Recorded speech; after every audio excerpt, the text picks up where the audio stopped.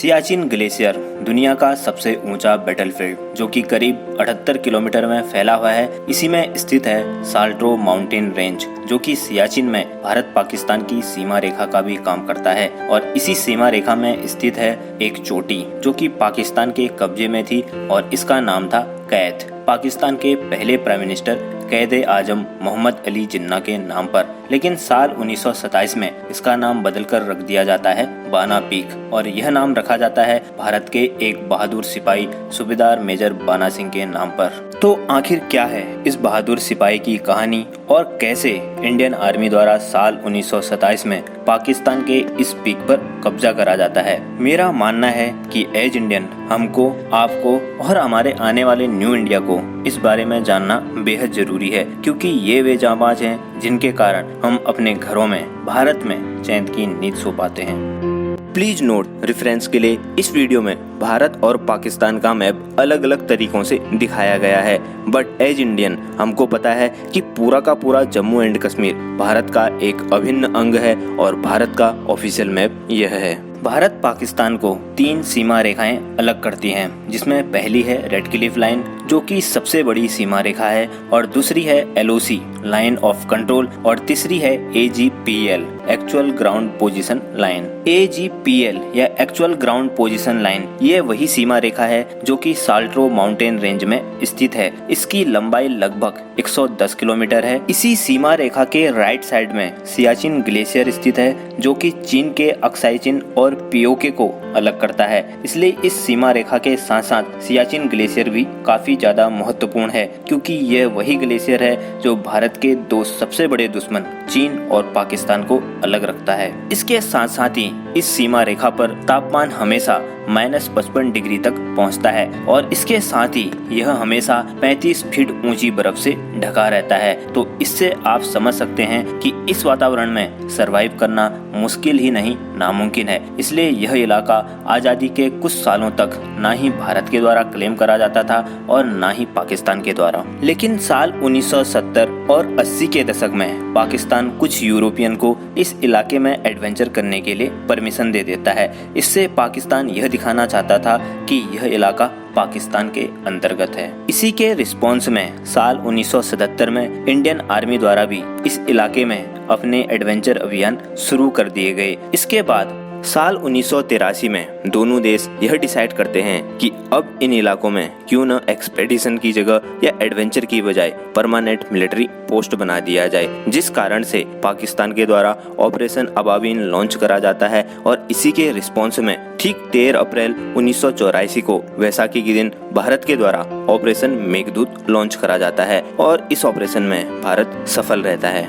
Operation Meghdoot के ठीक 2 साल बाद एक बार फिर से पाकिस्तान के द्वारा साल्टो माउंटेन रेंज की सबसे ऊंची चोटी पर कब्जा कर लिया जाता है और इसका नाम कैद-ए-आजम मोहम्मद अली जिन्ना के नाम पर कायद रखा जाता है। यह चोटी काफी ज्यादा महत्वपूर्ण है क्योंकि यह सबसे ज्यादा ऊंचाई पर स्थित है, जिस कारण से इससे लगभग आसपास के 15 किलोमीटर तक के एरिया पर निगरानी रखी जाती है और दुश्मन को भी आसानी से देखा जा सकता है। और पाकिस्तान के पास दूसरा फायदा यह था कि इस चोटी पर पाकिस्तान की तरफ से आसानी से चढ़ा जा सकता था, जबकि वहीं भारत की तरफ से इसके लिए खड़ी चढ़ाई थी। अब भारत के लिए सबसे बड़ी मुश्किल यह थी कि इस चोटी को छोड़कर पूरा इलाका भारत के कब्जे में था। इस चोटी के नॉर्थ में भारत की एक पोस्ट थी जिसका नाम सोनम पोस्ट था।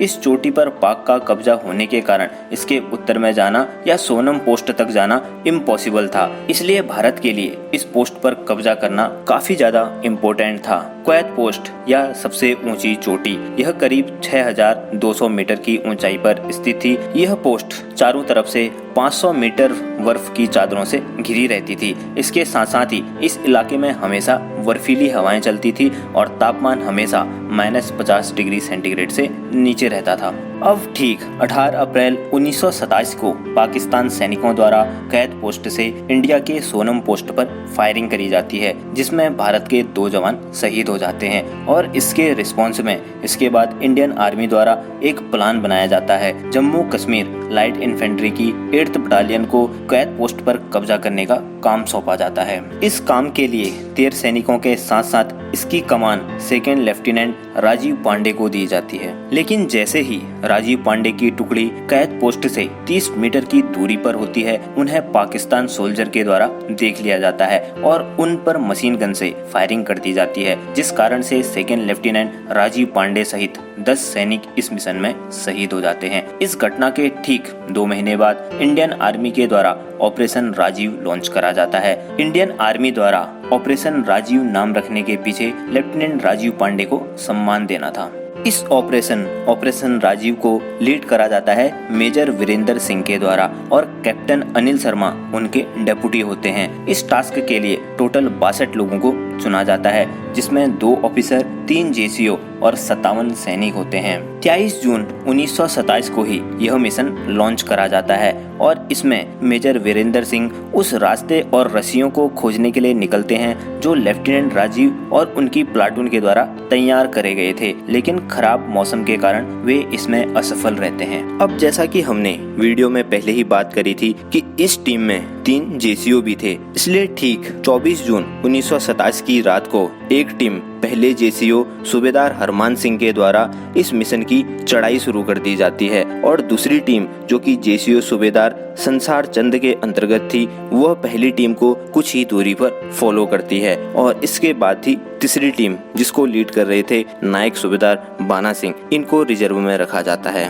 चढ़ाई करने के कुछ ही समय में पहली टीम को लेफ्टिनेंट राजीव की टीम द्वारा बनाया हुआ रास्ता और उनकी लाशें भी मिलती हैं, लेकिन इसके आगे जैसे ही वे अपने कदम बढ़ाते हैं तो ऊपर से पाकिस्तान के सैनिकों के द्वारा उन्हें देख लिया जाता है और इन पर अंधाधुंध फायरिंग करी जाती है। ठंड के कारण भारतीय सैनिकों की बंदूकें जाम हो जाती हैं, जिस कारण से उन्हें वापस लौटना पड़ता है। इसके बाद 25 और 26 जून को सेकेंड टीम सूबेदार संसार चंद के अंतर्गत पे कैद पोस्ट पर चढ़ाई करती है। यह टीम कैद पोस्ट के काफी करीब पहुंच जाती है, लेकिन ठीक इसी समय उनकी रेडियो की बैटरी खत्म हो जाती है। अब क्योंकि उन्हें इस पोस्ट पर कब्जा करने के लिए और सैनिकों की जरूरत थी, लेकिन रेडियो की बैटरी खत्म होने के कारण उनकी यह कोशिश भी नाकाम रहती है और जिस कारण से यह मिशन भी फेल हो जाता है। इसके बाद लास्ट अटैक करा जाता है 26 जून को। अब तक लगातार फायरिंग के कारण दोनों तरफ मतलब भारत और पाकिस्तान की तरफ एम्यूनेशन की कमी हो जाती है। 26 जून को नायक सूबेदार बाना सिंह अपने 4 सैनिकों के साथ ठीक 1:30 पर कैद पोस्ट पर अटैक करते हैं। यह टीम कैद पोस्ट पर अलग दिशा से अटैक करती है, जिससे दुश्मन को कुछ समझ नहीं आता है और बाना सिंह की यह टीम जब चोटी पर पहुंचती है तो उन्हें वहां एक बंकर नजर आता है, लेकिन ठीक इसी समय उनकी राइफल भी ठंड से जाम हो जाती है और इसके बाद बाना सिंह दिमाग लगाते हैं और बंकर के अंदर ग्रेनेड फेंक देते हैं और उसका दरवाजा बंद कर देते हैं, जिससे बंकर में स्थित सारे पाकिस्तानी सैनिक वहीं ढेर हो जाते हैं। इसके बाद जो बचे पाकिस्तानी सैनिक थे उनकी भारतीय सैनिकों के साथ हाथापाई भी होती है, जिसमें भारतीय सैनिक विजयी रहते हैं, जिस कारण से पाकिस्तानी सैनिकों को वहां से भागना भी पड़ता है और फाइनली इस चोटी पर फिर से भारत का कब्जा हो जाता है। इस बहादुरी के लिए भारत सरकार द्वारा नायब सूबेदार बाना सिंह को साल 1928 में परमवीर चक्र से सम्मानित करा जाता है और इसके साथ साथ ही इनके 4 दोस्तों को भी भारत सरकार द्वारा सम्मानित करा जाता है। लेकिन सबसे बड़ा सम्मान उनको दिया जाता है इस चोटी का नाम बदलकर। जो नाम पाकिस्तान ने अपने कायदे आजम मोहम्मद अली जिन्ना के नाम पर रखा था, अब उसका नाम बदलकर भारत के एक सैनिक नायक सूबेदार बाना सिंह के नाम पर रख दिया जाता है, बाना पीक। तो दोस्तों, ये तो थी कुछ ऐसी छुपी कहानियाँ जिनको कभी बयां नहीं करा गया। इसलिए अगर आप भी सुनना चाहते हैं कि इतिहास में छुपी हुई ऐसी कहानियाँ, तो जल्दी से इस वीडियो को लाइक करें और चैनल को भी सब्सक्राइब कर दें। जय हिंद।